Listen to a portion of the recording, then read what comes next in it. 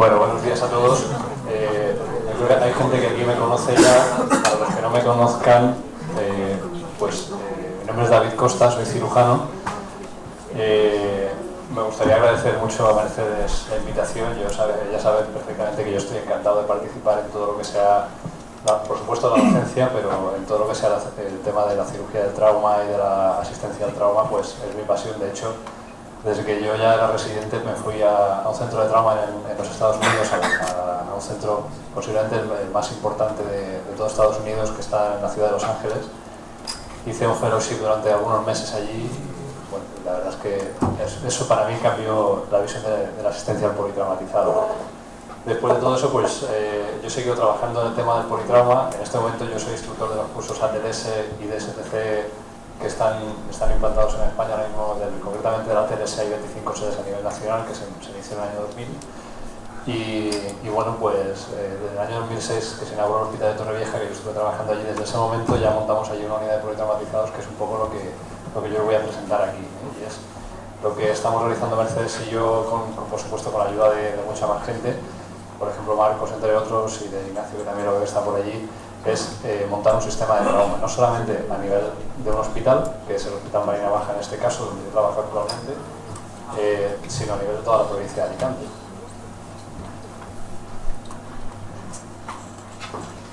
¿Qué pasa con el trauma en la actualidad? Pues el trauma en la actualidad actualmente es un verdadero problema de salud, es la principal causa de muerte a nivel mundial. Provoca todas esas muertes y todos esos gastos y todas esas lesionados, que es una cosa realmente preocupante.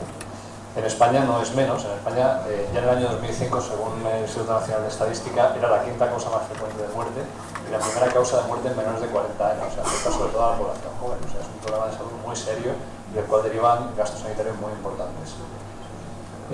Estados Unidos, yo ya he empezado refiriéndome a Estados Unidos, donde yo hice el fellowship, porque, no sé si para bien o para mal, ellos son referencia en este tema. Ellos están, una vez más, mucho más adelantados a nosotros en todo esto. Primero porque tienen más casuística, porque para ellos fue un problema de salud mucho antes que para nosotros en España.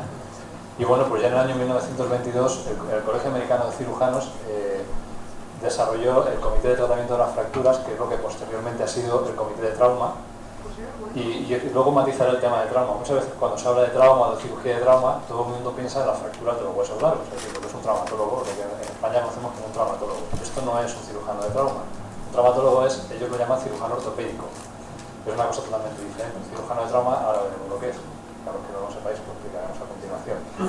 En el año 1966 ya en Estados Unidos se generan los sistemas iniciales de atención al trauma bajo un acta del Colegio Americano de Cirujanos que se denomina Accidental Death and Disability, the Neglected Disease of the Modern Society. Significa la enfermedad abandonada de la sociedad moderna, porque era un problema de salud muy serio y que no se le estaba prestando la atención que debía. Y esto es un poco lo que estamos teniendo en España en este momento, que ya empieza a ser un problema de salud y todavía no se le presta la atención necesaria, ni se desarrolla todo lo que debería desarrollarse.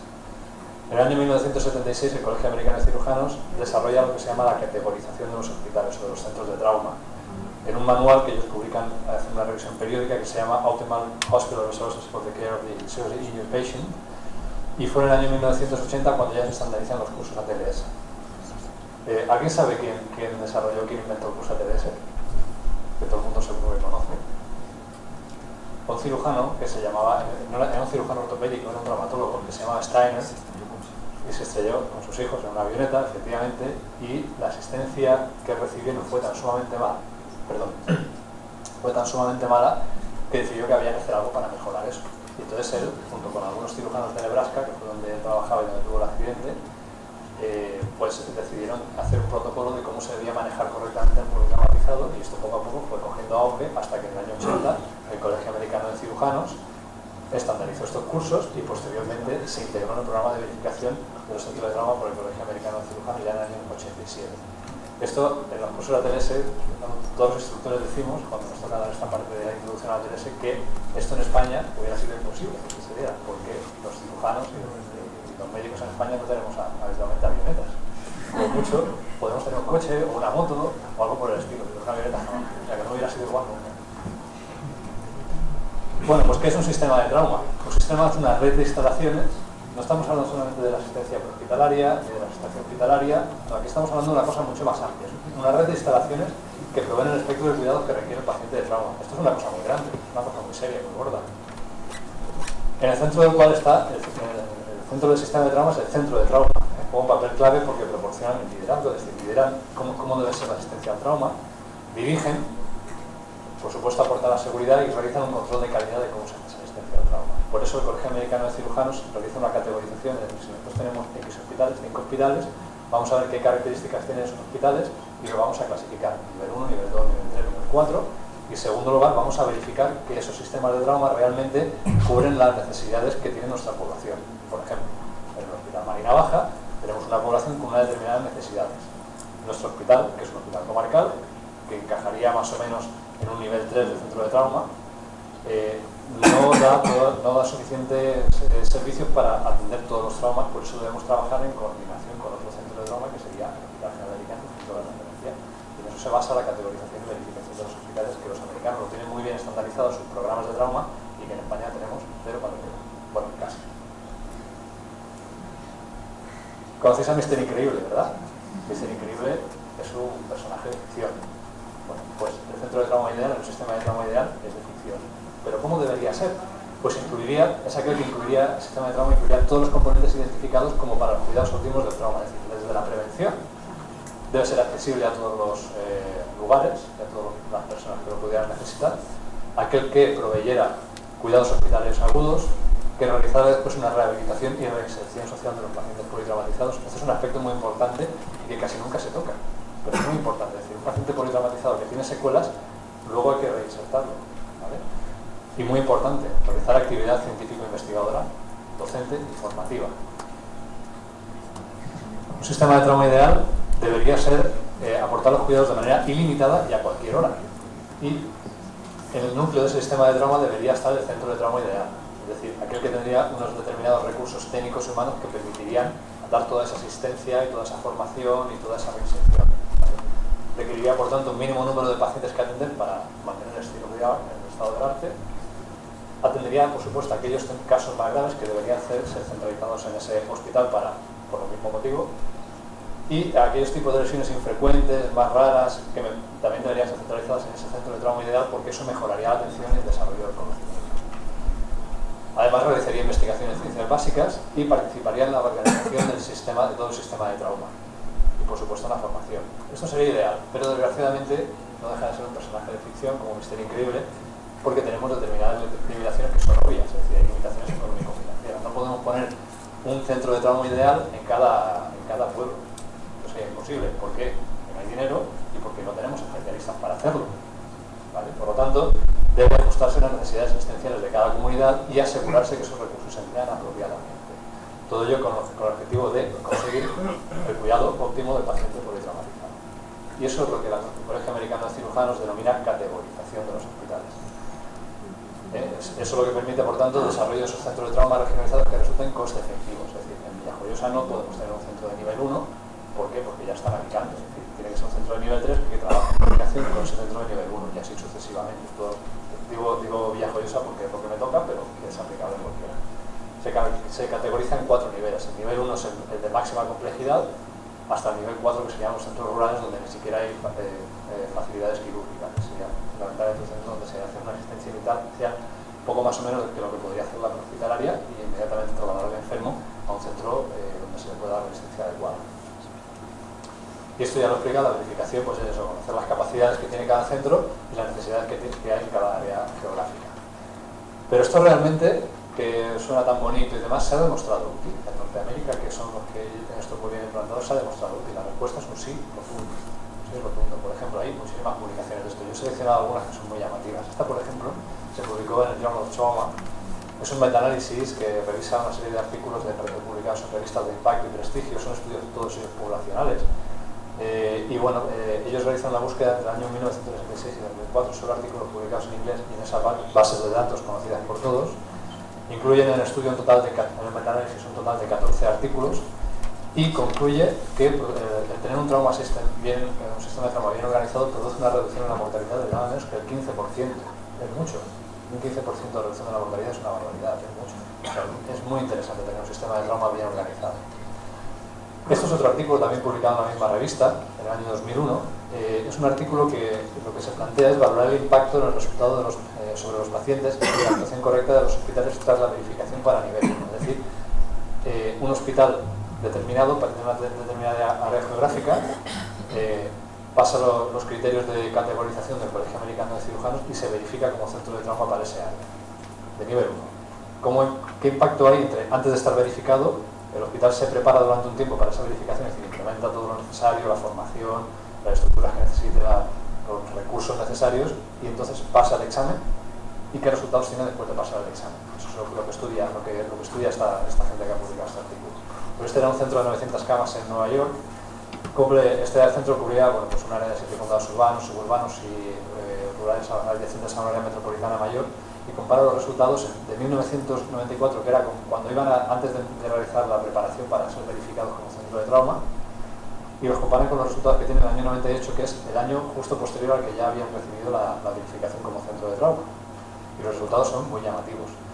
Bueno, en el primer periodo se estudiaron 1.098 pacientes, en el segundo 1.676, los grupos son homogéneos, comparables, etc. La reducción en la mortalidad fue de 8,2% al 6,1%, con una diferencia estadística muy significativa. Fijaros, las muertes en el área de urgencias bajaron de 3,1 a 1,2, y las muertes en pacientes de alta gravedad con índice de severidad mayor de 30, pues bajaron a menos de la mitad. O sea, y eso es estadísticamente significativo. Las complicaciones no fueron estadísticamente significativas, salvo para la infección de tracto urinario, que es una cosa que no tampoco igual. Y esto, que es muy importante, el descenso en la estancia hospitalaria fue muy llamativo, y la estancia media UCI también. ¿Por qué? Lo que decía Marcos antes, que es muy importante la asistencia que demos al paciente durante la primera hora, la regla de oro de la primera hora. Si nosotros actuamos bien durante la primera hora, no solamente en la hospitalaria, sino también en el área de urgencias y durante el primer tratamiento quirúrgico, si lo hacemos correctamente, eso va a tener un impacto muy positivo en la mortalidad, en la tercera fase de mortalidad del paciente politraumático. Eso provocó un ahorro por descenso de la estancia hospitalaria de nada menos que 7,4 millones de dólares por año, solamente para ese centro. 7,4 millones de dólares. Es una barbaridad. O sea, fijaros lo importante que es tener un buen sistema de trauma. Por tanto, que ellos concluyen que la preparación para la verificación tiene un impacto positivo en la supervivencia, en las estancias y por lo tanto en los costes. No obstante, este es un estudio retrospectivo, no evalúa las mortalidades tras el alta, que es una cosa, bueno, pero es un detalle sin demasiada importancia. Yo creo que el estudio es muy válido y sobre todo muy significativo. Por tanto, sistematizar la asistencia al trauma es tremendamente positivo. ¿Qué tenemos en Europa? Bueno, en Europa hay, aunque Europa en general es más pequeño que Estados Unidos, pero somos mucho más heterogéneos. En Alemania, en 1972, parece que hay el primer esbozo de sistema de trauma. Un poquito antes incluso ya había el primer centro de trauma en la ciudad de Bochum, en 1995 ya había constancia de eso. En Europa tenemos dos tipos de asistencia: el modelo americano clásico basado en trauma surgery, y hay otras ciudades donde se basa en el modelo americano actual de acute surgeries. La diferencia entre una cosa y otra es la siguiente: los cirujanos de trauma son cirujanos que realizan tratamiento quirúrgico de los pacientes politraumatizados, no de las fracturas, salvo que sean fracturas pélvicas, que ahí participan también los ortopédicos, pero sí de las lesiones de órganos que pueden tener a nivel cervical, a nivel torácico, a nivel abdominal, a nivel vascular, etc. Y además realizan el cuidado intensivo, la resucitación y cuidados intensivos de esos pacientes politraumáticos. Es decir, ellos tienen un mix, es decir, son cirujanos y son intensivistas. El modelo americano actual, además de eso, los cirujanos acute surgeons, que eran los mismos cirujanos de trauma que había antes, pero que ahora se han actualizado, y también realizan cirugía de urgencias, por ejemplo, apendicitis, colecistitis, etc. Entonces, por ejemplo, en España, si alguna vez conseguimos tener algo parecido, seremos acute surgeons o cirujanos. Yo hablo de cirujanos porque es lo que más me toca de cerca. Pero ¿cuándo desarrolla la asistencia al politrauma a nivel europeo? Pues un señor que se llama Ari Lepaniemi, al cual tengo el gusto de conocer, es un cirujano fabuloso, excelente, nórdico. Él publicó en el European Journal of Trauma and Emergency Surgery en el año 2008 un estudio cuyo objetivo era valorar el estado actual del desarrollo del sistema de trauma en Europa, mediante un cuestionario. No es que sea un método muy depurado, pero bueno, es lo que en ese momento hizo, y la verdad es que era, pues obtuvo unos resultados bastante llamativos. Él obtuvo respuestas de 53 médicos de 25 países europeos diferentes, y la puntuación en cuanto al desarrollo de la organización como centro de trauma fue aprobado penado, 5,4. La puntuación en cuanto al desarrollo de sistemas de trauma, 4,1. Es decir, lo que opinaban los médicos en su área determinada, en su área correspondiente, de si había un buen desarrollo de un sistema de trauma, estaba suspendido en Europa. Sí que es verdad que hay países que son más punteros, por ejemplo, los países austroalemanes tienen un mayor desarrollo de esto. Sí que es verdad que hay países que solamente contesta una persona, lo cual, bueno, pues ahí puede haber evidentemente un sesgo. Esos son los países que mejor desarrollo tienen, seguido de Suiza. Sí, los comentarios dicen que España estamos a la cola. Esto es del año 2008, ha pasado algunas cosas después de eso, pero tampoco demasiadas. Conclusiones. Él concluye que se necesita urgentemente algún tipo de normativa o guía para organizar la asistencia al trauma a nivel europeo. Claro, como él es cirujano y forma parte del European Society for Surgical Trauma, dice que los cirujanos con interés deben tener un papel, tomar una iniciativa en este proceso y que la ESTES, que es la sociedad correspondiente, pues debe jugar un papel. ¿Qué pasa en España? La sociedad abandonada, la enfermedad abandonada de la sociedad moderna, como al principio decían los americanos. Aquí tenemos eso ahora, ¿vale? En España tenemos pues una serie de grupos que tienen mucho interés por el trauma, se van haciendo trabajos. Ahí tenemos un grupo de trabajo nacional a nivel de la Asociación Española de Cirujanos que se dedica a esto, del cual tengo el honor de formar parte. Y bueno, se intenta hacer una base de datos nacional. El Registro Nacional de Trauma es un proyecto que ya existe, pero que no hay fondos, no hay financiación para llevarlo a cabo. Esto es muy importante. Si tú quieres saber lo que estás haciendo y lo que hay, con lo que estás haciendo y cómo lo estás haciendo, necesitas tener una base de datos para analizar. Si esto no lo tienes, no sabes lo que hay, es imposible. Por esto es una de las cosas que la Asociación Española de Cirujanos lleva peleando muchísimo a nivel nacional. Tenemos una base de datos realizada ya, pero no hay financiación, no tenemos gente que se le pague para poder meter esos datos, que es una cosa muy importante. Tenemos los cursos ATLS y DSTC. Ya comenté antes que el curso ATLS se instauró en España a través del doctor José María Jover, que algunos de vosotros seguro que conocéis. Es un cirujano, buen amigo mío, que bueno, pues en el año 2000, antes del año 2000 se fue a Estados Unidos, hizo el curso ATLS, se hizo instructor del ATLS con el objetivo de traer el curso a España, y en el año 2000 se celebró el primer curso ATLS en España, en la ciudad de Salamanca. Actualmente hay 25 sedes de ATLS y bueno, pues ya os anuncio que en Alicante, si todo va bien, posiblemente el año que viene tengamos una sede de ATLS. Y bueno, y también tenemos mecanismos de prevención. Claro, esto era de cuando era el 110. Ahora tenemos el 120 otra vez, no sé si por suerte o por desgracia. Hay bueno, pues sistemas de prevención, pasiva, activa, el tema del carnet por puntos, etc. Pero realmente no hay una concienciación de la necesidad de un sistema de trauma por el gobierno, y ahí es donde hemos tocado hueso. No se aportan fondos para crearlo, y ni tan siquiera todos los cirujanos tienen conciencia de ello. Quizás los médicos de urgencia y los médicos de la hospitalaria tienen más conciencia que los cirujanos, por el problema. Y la verdad es que me tocaron narices decirlo y aceptarlo, pero es así. ¿Qué pasa en España? Pues en España esto es un trabajo que desde la Asociación Española de Cirujanos hemos realizado. Es un trabajo parecido al del doctor Repaniemi, pero yo creo que un poquito mejor elaborado, con más conciencia, unas preguntas que analizaban un poquito mejor. Es una encuesta con 14 preguntas que se envió a todas las personas de la Asociación Española de Cirujanos. No todos son cirujanos, ahí la encuesta la contestaron gente de médicos de urgencia, bastantes, contestaron intensivistas, es decir, porque la encuesta era libre, estaba colgada en la web de la Asociación Española y se podía acceder a ella. Y el objetivo era pues un poco valorar el estado de la asistencia al trauma como sistema de trauma. No voy a poner los resultados porque el artículo todavía no ha sido publicado, está aceptado pero no ha salido aún. Pero sí que os digo que se concluye que muy pocos centros nacionales reunirían los requisitos completos para poder acreditarse como centro de trauma con los criterios americanos, muy poquitos. O sea, se podrían contar con los dedos de una mano y nos sobrarían muchos dedos.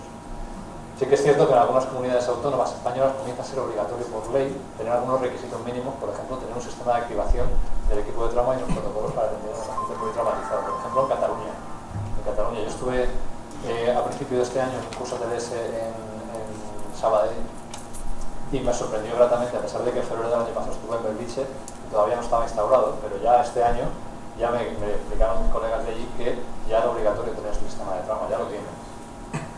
Y aquí pues estamos en la labor. Conclusiones. En Norteamérica existe una muy buena organización de la asistencia al trauma que mejora los resultados, que está organizado por el Colegio Americano de Cirujanos. Los hospitales se categorizan en 4 niveles, se requiere una verificación para poder ser centro de trauma, y que hay unos programas de trauma muy bien estructurados en cuanto a qué se debe hacer, protocolos, cómo se debe formar al personal, etc. En Europa la organización es muy heterogénea, es verdad que hay algunos países más punteros, pero otros están en vía de organización, y en España, aunque tenemos menos casuística que en otros países, ya va siendo un problema serio de salud pública, que todavía nos queda mucho por hacer y que tenemos grupos de trabajo con buenos proyectos, y bueno, hasta cierto punto quizás la crisis nacional pues está influyendo en que todo esto no vaya más rápido hacia adelante. Pero pensamos, y somos muchas personas que aquí presentes, pensamos que esto debe cambiar, y pensamos que nosotros desde nuestra pequeña parcelita podemos aportar un grano de arena y así estamos haciendo. ¿Cómo? Organizándonos según nuestras capacidades. Nosotros esto es lo que tenemos, vamos a intentar hacer esto con mucha dosis de entusiasmo y voluntariedad. Debemos coordinarnos y profesionalizarnos tanto a nivel hospitalario como a nivel de los servicios de urgencia y de los servicios especializados, y muy importante dar formación. Fijaros que el curso ATLS, a pesar de que es una iniciativa del Colegio de la Asociación Española de Cirujanos y lo ha implantado aquí, en la especialidad de cirugía general y de aparato digestivo no es obligatorio hacer el curso ATLS para los residentes de cirugía. Y esto, es decir, es una cosa que es inexplicable. La única explicación que hay, y es así lo dice la Comisión de la Especialidad, es por un motivo económico. Es decir, no hay dinero para que el Ministerio de Educación pague el curso, que vale, son 600 euros para los asociados y 1.000 euros para los no socios. Eso es lo que cuesta hacer el curso ATLS. Pero bueno, no pueden ponerlo obligatorio porque no se les podría pagar a los residentes del curso. Ese es el motivo. ¿Cómo hemos abordado esto nosotros? Bueno, pues este que soy yo y el que está a mi lado es el profesor de Medriades, es el cirujano de trauma, yo creo que más famoso a nivel mundial. Él es con la persona que yo estuve haciendo fellow en este hospital, que es conocido como La Roca. La Roca es el centro de trauma de Los Ángeles, de la ciudad de Los Ángeles, uno de los 3 centros de trauma de nivel 1 de la ciudad de Los Ángeles, es el más importante. Yo en el año 2006 me fui con la persona que está abajo, que es el doctor Inaba, que es uno de los jefes de unidad del doctor de Medriades, que es el director del programa de trauma en ese hospital. ¿Para qué me fui? Pues porque yo en ese año empecé a trabajar en el hospital de Torrevieja, que era un hospital que se abría en ese momento, y bueno, pues uno de los proyectos que teníamos allí era formar un centro de trauma, o montar un proyecto de centro de trauma, y así lo hicimos. Yo me fui para allá y cogimos esos protocolos que estaban verificados, que allí funcionaban, y los adaptamos a lo que serían las necesidades de esa área geográfica. Es decir, este hospital no tiene las mismas características, ni tampoco esa área poblacional tiene los mismos requerimientos que el hospital en cuestión, pero se adaptaron, ¿vale? Entonces, bueno, pues lo pusimos en funcionamiento y ahora os voy a explicar un poco cómo consistió. Este fue el artículo que se publicó en Cirugía Española explicando cómo se hizo y qué resultados hubo. El objetivo de trabajo fue presentar el diseño de una unidad politraumatizada según el modelo americano en el contexto de un servicio de cirugía general de nueva creación en un hospital nivel 2 basado en unidades funcionales. Y se analizaron las diferencias en la eficacia en esa atención durante la instalación. Bueno, esto es un poco el detalle de cómo se hizo. La idea partió del servicio de cirugía general, que se organizaba en esas unidades funcionales: esofagogástrica, hepatopancreática, mamo-endocrino, coloproctología y cirugía torácica. Y como todos esos cirujanos hacían guardias de cirugía general, pues todos ellos formaban parte de la unidad de politraumatizados, del servicio de cirugía. Pero esa unidad de servicio de cirugía estaba integrada, por supuesto, dentro de, junto con el servicio de urgencias y cuidados intensivos, y por supuesto otros, como pueden ser enfermería y por supuesto la hospitalaria, aunque en aquel momento no hubo tanta coordinación como la que hay ahora mismo, pero ya la había. Todos formaban el comité de politraumatizados. Y bueno, el objetivo, ya lo explica un poquito Marcos antes, pues es tener una adecuada metodología de protocolización de la asistencia. La metodología TLS es la que ha demostrado ser eficaz. Hay una serie de publicaciones, las más importantes, que demuestran que la metodología TLS es la ideal, y lo que busca es realizar una adecuada formación del personal que se va a encargar de atender a estos pacientes. En el año 96, Petri, en Journal of Trauma, ya publicó que tener una adecuada protocolización disminuye el tiempo empleado en la resucitación. Es decir, es importante no solamente llevar al paciente del sitio del accidente al hospital, sino que en el hospital, no de llegar al hospital, hay que estar bien coordinados. Si llegan los pacientes allí y nadie sabe qué hacer y nadie sabe, empiezan a pelearse, a ver quién le pone la guía, qué le hacemos ahora, si un taxi, una placa, se pierde el tiempo. El paciente, igual que en el tema de ictus, el tiempo es cerebro, aquí el tiempo es la vida del paciente también. Y bueno, hay muchas publicaciones que dicen, pues, que por ejemplo, que en el año 99 publicó que tener un cirujano de trauma implicado desde el momento de la asistencia en el servicio de urgencias de los politraumatizados disminuyó el tiempo de aplicación de tratamiento quirúrgico. Este no demostró que disminuyera la mortalidad, pero hay otros muchos estudios que sí que lo demuestran. Por tanto, el concepto de asistencia se basa en un equipo de trauma. El equipo de trauma es un equipo multidisciplinar, ¿vale? Y todo coordinado por el Comité de Asistencia al Politraumatizado. Por tanto, sus funciones es, como ha dicho muy bien Marcos, es organizar la asistencia al trauma, protocolizarla, supervisarla. Para eso necesitamos una base de datos y suministrar la formación necesaria para esas personas que tienen que atender a los pacientes.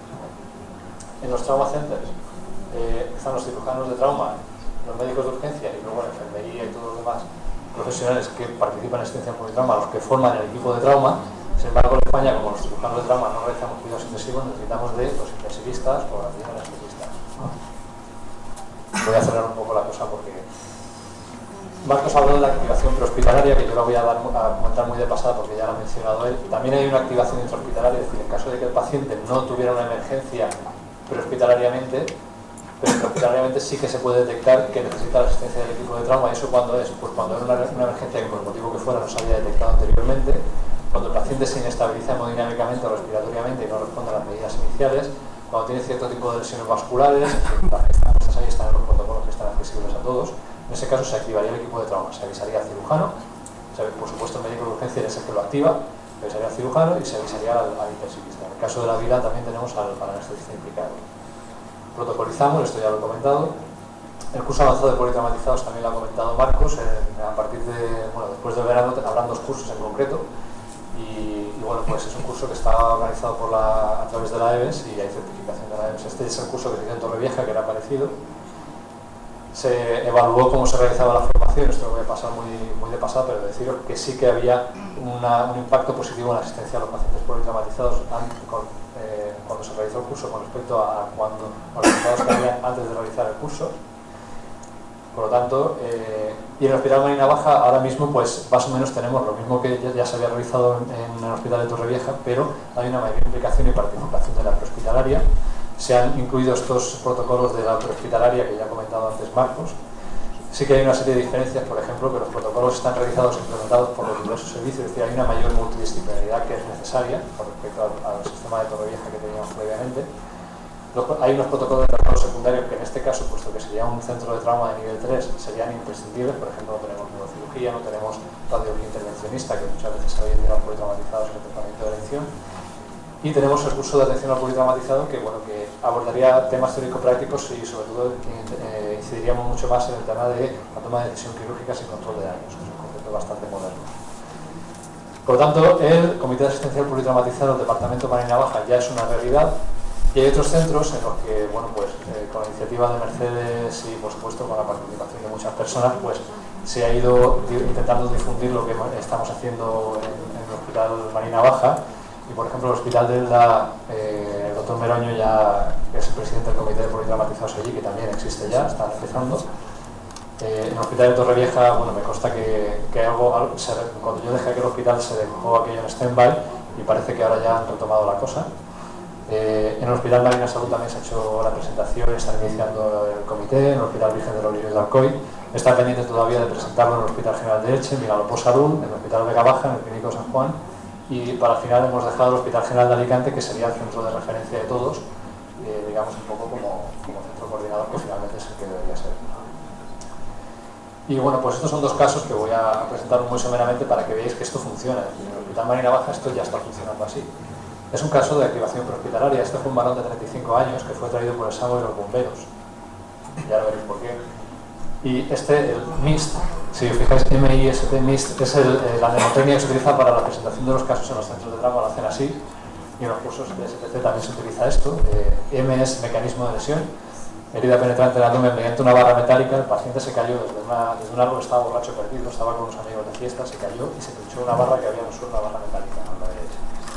Por tanto, la lesión, el injury fue un trauma abdominal penetrante, el estado del paciente, la S de estatus consciente orientado. Estos son los datos que nos aporta la prehospitalaria cuando traen al paciente. No tiene hemorragia externa, la tensión arterial de 120/80 y la frecuencia cardíaca de 80. O sea, parece que hemodinámicamente está estable y no tiene signos de shock. No se le había administrado al principio ningún tratamiento.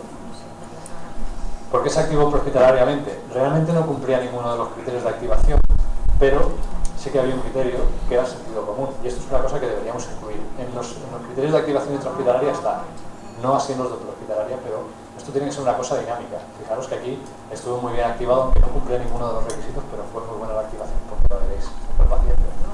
¿Quién no activaría el equipo de trauma en este caso? El paciente estaba hemodinámicamente estable, no tenía ningún problema en la vía aérea, ni en la respiración. El paciente venía inmovilizado en una tabla espinal, como veis ahí. Bueno, pues se activó el equipo de trauma prehospitalariamente. Cuando el paciente llegó a urgencias, el cirujano, el anestesista intensivista estaban en el box de parada junto con el médico de urgencias, que tiene que estar. Y automáticamente el paciente, sin hacerle nada, se trasladó al quirófano. Sí. ¿Sabéis que tenía enfermo? Nada. una herida penetrante, pero le disecaba por la cresta ilíaca la musculatura y no tuvo ningún tipo de lesión. Pero bueno, esto es una cosa que podría haber tenido desde nada hasta cosas. Debería haberlo hecho, sí. Bueno, esta fue la revisión primaria que se hizo del enfermo, eso sí se hizo en el bus de paradas. Como ha explicado antes Marcos, pues la vía ya estaba permeable, hablaba espontáneamente, la tráquea estaba centrada, el cuello vesicular conservado bilateralmente, en la escena había signos de shock, la tensión arterial estaba mantenida sin taquicardia, no había signos de hemorragia externa, el Glasgow era de 14/15, estaba borracho, como he dicho, tenía un feto renórico. Y en la E pues había pequeñas heridas en ambos miembros inferiores, una barra metálica que atraviesa el tronco desde el vacío izquierdo hasta la región paravertebral izquierda, en decúbito lateral derecho sobre la espinal largas, como el inmovilizado, y se manejó mediante intervención quirúrgica. Este es el segundo caso. Este caso el paciente vino traído con un soporte vital básico. Este es un señor que el mecanismo fue una caída casual en domicilio con trauma torácico en el borde de la bañera. Las lesiones que tenía visibles era un enfisema cervicotorácico. El paciente venía disneico con una saturación de 92, tensión de 60-30 y una frecuencia cardíaca de 140. El tratamiento administrado fue ninguno en el traslado. En la revisión primaria en el área de urgencias se vio que había una vía aérea permeable con la voz que tenía el paciente, la típica voz del enfisematoso aguda, con una escasa hemoptisis. En la B se vio que había un enfisema cervicotorácico importante con una auscultación dificultosa, frecuencia cardíaca de 140 con tensión de 60-30 con leves signos de shock. El Glasgow era normal y en la E se vio que había el enfisema importante en tórax, cuello y cabeza y el paciente presentaba dolor costal derecho sin hematoma asociado. Este era el paciente. Por aquí, esto ya, como veis, ahí está que el manejo se habían puesto ya los tubos de tórax. En la resucitación inicial del paciente pues, se le realizó una limpieza de la vía aérea, se colocaron los dos drenajes torácicos. En primer lugar, se colocaron línea axilar anterior en cuarto espacio intercostal bilateral, se administró oxigenoterapia 100% y se realizó una radiografía de tórax y pelvis, que desgraciadamente no la he traído. Se colocaron dos vías periféricas de grueso calibre, se administra 1 litro de ringe intravenoso, se extrae analítica de sangre con gasometría, se administra profilaxis antibiótica y analgésicos. En Disability no se realizó nada y en la E pues, se expone al paciente completamente para la exploración y se vuelve a cubrir para evitar pérdida térmica. Se reevalúa al paciente, ya la vía aérea la tenemos permeable, la saturación continuaba siendo, a pesar de todas esas medidas, de 93% y continuaba con disnea. La tensión arterial y la frecuencia cardíaca seguía igual, no había habido ningún cambio y la D y la E pues lo mismo. Y se activó el equipo de trauma. ¿Por qué se activó el equipo de trauma? Porque este paciente tenía una inestabilidad hemodinámica y respiratoria que no había respondido a la resucitación inicial. Por tanto, se activó el equipo de trauma. Bajaron el cirujano, bajaron el anestesista y el intensivista a los huevos de paradas, junto con el médico de urgencias. Se realizó la colocación de otros dos tubos de tórax, se reevaluó y después de la colocación de esos dos tubos de tórax la saturación ya era del 100%, la frecuencia cardíaca había bajado a 100 y había recuperado un poco la tensión. Se realiza la evaluación secundaria, por tanto, cuando el paciente ya se ha estabilizado, pues entonces se ve que el paciente era un paciente con antecedente de fibrilación auricular, estaba anticoagulado, también era un paciente respiratorio, tomaba broncodilatadores, bueno, intervenciones quirúrgicas, estaba operado en cataratas, y lo que se hace es solicitar un TAC de tórax-abdomen, un tránsito esofágico-duodenal y una broncoscopia. ¿Por qué? Porque lo primero que se sospecha en este enfermo es que tenga una lesión de la vía aérea. Por ese enfisema tan manifiesto que no responde a la colocación de los tubos de tórax inicialmente, etc. Se instaura analgesia epidural ya nada más ingresar al paciente en UCI, que se ingresó inmediatamente, lo cual es muy importante, los pacientes no deben tener dolor. Y bueno, los diagnósticos finales del enfermo fue pues, fracturas de los últimos 4 arcos costales derechos, fractura de las muelas externas del N1 N3, enfisema subcutáneo torácico, cervicofacial y mediastínico. Por eso también se sospechó la lesión de la vía aérea, insuficiencia respiratoria, tenía una hemotórax leve, tenía posteriormente desarrollo en el postoperatorio una hemotórax que requirió drenaje. El paciente pues, tuvo una agudización de la broncopatía con insuficiencia respiratoria, requirió soporte ventilatorio, tuvo una atelectasia con desacción de los segmentos posterobasales derechos, hizo una insuficiencia renal prerrenal, pero afortunadamente la evolución final fue satisfactoria y este fue el enfermo justo antes de irse de alta. Me parece el mismo. Y bueno, pues eso es un poco lo que se está intentando hacer. Y bueno, yo creo que la verdad es que todavía queda mucho trabajo por hacer, hay muchas dificultades y desgraciadamente los pacientes politraumatizados en general es un paciente que yo creo que no gusta demasiado al personal, no solamente médico, sino creo que también de enfermería, pues son pacientes difíciles, que muchas veces son muy complicados de manejar y que están muy encima de ellos. Y bueno, pues poco a poco imagino que conseguiremos mejorar esto.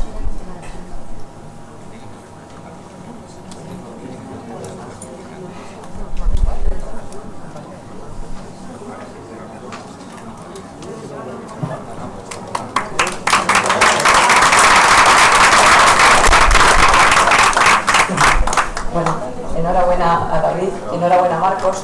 Antes de que os vayáis, bueno, no os vayáis porque tenemos ahora la donación a su historia. Quería deciros que tenemos a las 3 de la tarde aquí contratado, gracias a Zor, un catering para tomar todos y que no os vayáis fuera de aquí para que podáis seguir la jornada exhaustiva que tenemos. Sí que nos gustaría, si tenéis alguna pregunta rápida para hacerles a ellos, a David o a Marcos, porque vamos a continuar con la doctora Lorena Peiró y con Nuria Ferrer con el código donante de la historia. Pero antes, si queréis hacer alguna pregunta a David o a Marcos. Bueno, que yo quiero felicitar a Marcos, ¿no? Porque ha hecho un trabajo impresionante. Y hemos estado chateando, hablando y de todo, ahora con las tecnologías modernas, largo y tendidos no, pero largo sí. Y es impresionante todo lo que se ha leído, todo lo que ha revisado, y es impresionante poder simplificar, ¿no? Muchas veces queremos hacer cosas muy chulas, muy bonitas, pero muchas veces lo sencillo y que funciona, pues es lo que hay que hacer, ¿no? Y después de eso, pues como no te quería hacer algunas opciones o consideraciones, ¿no? Yo creo que el manejo del politraumatismo es tremendamente complicado, ¿vale? Requiere un conocimiento amplio, requiere una priorización adecuada, ¿no? Y sobre todo lo que requiere es mucho sentido común, ¿no? Y hay varias consideraciones que tenemos que hacer. Hemos hablado mucho acerca del manejo avanzado de la vía aérea de forma extrahospitalaria, ¿no? Y los estudios son muy complicados, porque cuando uno lee un papel, tiene tendencia a creérselo. Y tenemos que entender que muchos de los papers que hay, muchas de las publicaciones, es un señor que dice: a mí me parece que está ocurriendo esto, voy a intentar demostrarlo, ¿no? Y al final lo que intenta es llevarse gato a agua y demostrar lo que él quiere. Y luego en las revisiones que hay, una de ellas yo la presenté luego en mi presentación, que tú me la pasaste por cierto, pues realmente son estudios que tienen muy poca capacidad para demostrar cosas, ¿no? Entonces es difícil extraer consecuencias generales. Al final lo que más nos queda, yo creo, es el sentido común y el poder dimensionar. Y eso es una línea muy fina, ¿no? Una línea muy fina que nos separa entre lo que está bien hecho de lo que se podría haber mejorado, ¿no? Luego hay una cosa que es muy importante en el protocolo, magnífico, y es que has hablado mucho del traslado rápido orientado a la cirugía precoz, ¿no? Pero no se nos tiene que olvidar otra cosa que es muy importante, y es que la mayoría de los pacientes politraumatizados no van al quirófano. Irán después, pero inmediatamente no lo requieren, porque lo que hay que hacer primero es reanimarlos. Y esa reanimación puede durar horas o días para después abordar en un solo tiempo lesiones traumatológicas que requieren solución quirúrgica, pero que inmediatamente no requieren un tratamiento agudo. Y eso es importante, ¿no? Caracterizar qué lesiones requieren el quirófano ya y qué lesiones lo van a requerir después, ¿no? Y una de ellas, por ejemplo, es el neurotrauma, ¿vale? Mucho cuidado porque hay mucha concepción. Yo lo oigo todos los días, decir: pero bueno, ¿y el neurocirujano no lo va a operar? Bueno, pues el neurocirujano lo va a operar porque él considera que en ese momento él no debe entrar, él entrará cuando tenga que entrar, ¿vale? Pero muchas veces desde la hospitalaria la urgencia neuroquirúrgica se valora como una urgencia quirúrgica inmediata, cuando en muchas ocasiones, yo no puedo decir un número, va a decir la mayoría o no, es una urgencia médica inmediata, una urgencia médica de estabilización del paciente. Gracias. Una urgencia de estabilización al paciente y posteriormente una urgencia propiamente quirúrgica, ¿no? Y con respecto a la intubación, bueno, pues yo hablaré un poco, ¿no?, respecto a la ventilación mecánica invasiva afrontada la intubación, ¿no? Yo creo que has puesto ahí una cosa que me ha escocido un poco, ¿no? Que has dicho que la indicación de la intubación no supone que deba ser hecha en la extrahospitalaria, ¿no? No, la indicación de la intubación supone que hay que hacerla de forma inmediata, donde estés. Pero cuidado, y ahora viene la segunda parte, ¿no? Decir, ¿quién eres tú? ¿Qué sabes hacer? ¿Cuántas intubes? ¿Dónde te estás moviendo? ¿Qué condiciones tiene? Todo eso puede hacer que una cosa que en teoría es lo mejor, que es intubar a un paciente, a lo mejor en esa circunstancia no es lo mejor para el paciente, y debe ser humilde también para decir: esto yo no lo debo hacer aquí, prefiero llevarlo al hospital que estoy cerca y que lo haga ya y que esté más preparado porque lo veo que está mal, ¿no? De nuevo, felicitarme. Voy a intentar ser contestándote, ¿de acuerdo? Sí, como habla de cirujanos también, eso lo dejo aquí. Vamos a ver, en primer lugar, repasando la cuestión de la vía aérea, ¿vale? No solamente es una cuestión de evidencias científicas, es decir, es cuestión también de intentar evaluarnos a nosotros mismos. Y la situación actual es que nosotros estamos comprometidos a manejar de la mejor manera posible la vía aérea en la prehospitalaria, no todos somos intubadores habituales. Y eso es un problema que nosotros no podemos negar. Las soluciones es en lo que podemos llegar a estar más de acuerdo o más en desacuerdo.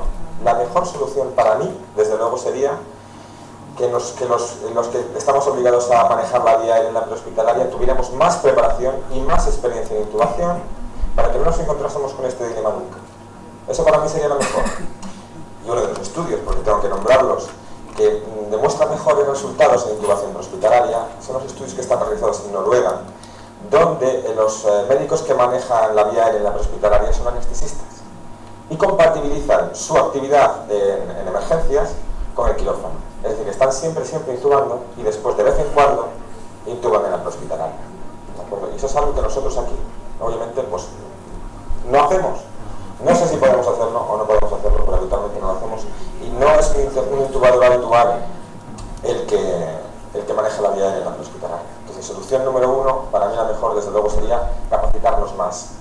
Solución número 2 es utilizar también dispositivos alternativos que manejen bien la vía aérea, aunque no sea la manera perfecta. ¿De acuerdo? Yo creo que a fin de cuentas en nuestra educación deberíamos de insistir mucho en eso, en manejar muy bien la intubación prehospitalaria y manejar muy bien sobre todo los dispositivos de rescate.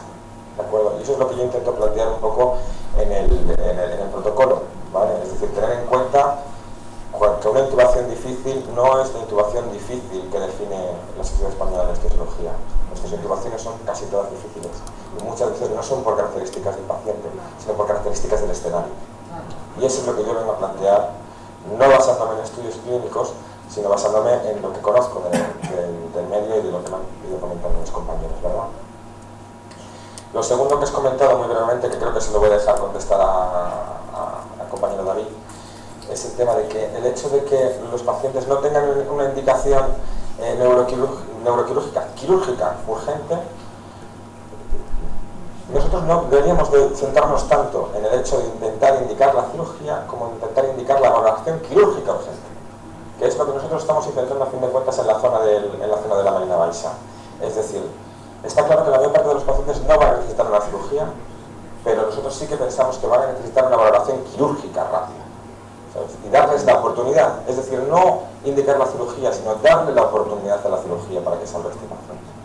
Eso es lo que yo creo que a fin de cuentas es lo que intentan los sistemas de trauma, ¿verdad? No necesariamente operar, sino que el cirujano participe antes en el tratamiento, no solamente quirúrgico, también médico. ¿De acuerdo? No sé qué más comentar. Bueno, yo con respecto al tema de la indicación quirúrgica te voy a responder una cosa. ABCD. ¿Qué quiere decir? ABCD significa que la indicación quirúrgica de un paciente politraumatizado es con el objetivo de resucitar al enfermo. Es decir, cuando un paciente requiere una intervención quirúrgica urgente, forma parte de la reanimación inicial. Es decir, ¿para qué? Para parar una hemorragia, para hacer un control de daños por contaminación peritoneal que puede chocar al paciente a posteriori, pero sobre todo para controlar una hemorragia o para controlar un problema en la vía aérea, ¿vale? Entonces, sí, la indicación quirúrgica en el politraumatizado forma parte de la resucitación inicial. Toda intervención quirúrgica que sea para otra cosa, efectivamente puede ser demorable, ¿vale? Por eso se habla del tema de la cirugía de control de daños. Es decir, cuando un paciente politraumatizado requiere intervención quirúrgica, habitualmente es para hacer un control de daños, no para hacer una gastrectomía con IDRUS de no sé qué. No, eso nunca se hace de urgencias en un politraumatizado. Como tú bien has dicho, se hace a posteriori. Lo que hay que hacer es un control de daños, es cerrar el grifo de la hemorragia con un adecuado control de la vía aérea. ¿Para qué? Para poder resucitar al enfermo. Eso por una parte. Por otra parte, la intervención del cirujano, como bien ha dicho Marcos, no siempre supone un manejo quirúrgico, sino que supone un manejo conservador, pero un manejo conservador no supone no hacer nada. Por eso, ese es uno de los motivos por los cuales hoy en día ya no hablamos de cirujanos de trauma, sino de cirujanos de urgencias, porque ellos se han quedado sin actuación quirúrgica, porque cada vez se hace más manejo conservador, es decir, se manda al paciente a hacer angioembolización, tanto de lesiones clínicas, renales, hepáticas, y se hace mucha más observación. Pero por eso digo, manejo no operatorio no significa no hacer nada. El cirujano tiene que intervenir para hacer el manejo no operatorio, indicar una angioembolización, indicar, etc. El tema de los neuroquirúrgicos, muchas veces el hacer una intervención neuroquirúrgica forma parte también de la resucitación inicial, porque el problema que hay cuando hay una lesión ocupante de espacio un hematoma epidural, subdural, etcétera, lo que sea, es que provoca una disminución en la perfusión cerebral. Por lo tanto, eso forma parte de la C a nivel cerebral. Entonces, ese paciente, efectivamente, es el neurocirujano que debe decidir si requiere o no requiere. Si se ve comprometida o no se ve comprometida la vascularización, la correcta oxigenación del cerebro, que recordemos que el cráneo es una estructura inexpansible.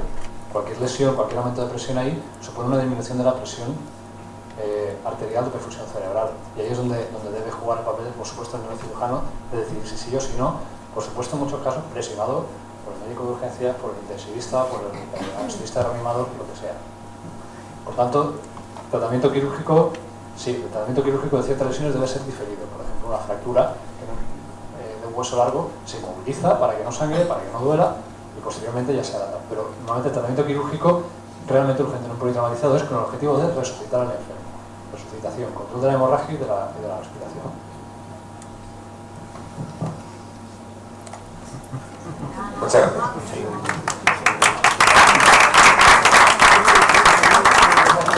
Antes de comer, vamos a dar paso a la donación asistolia. Van a ser breves.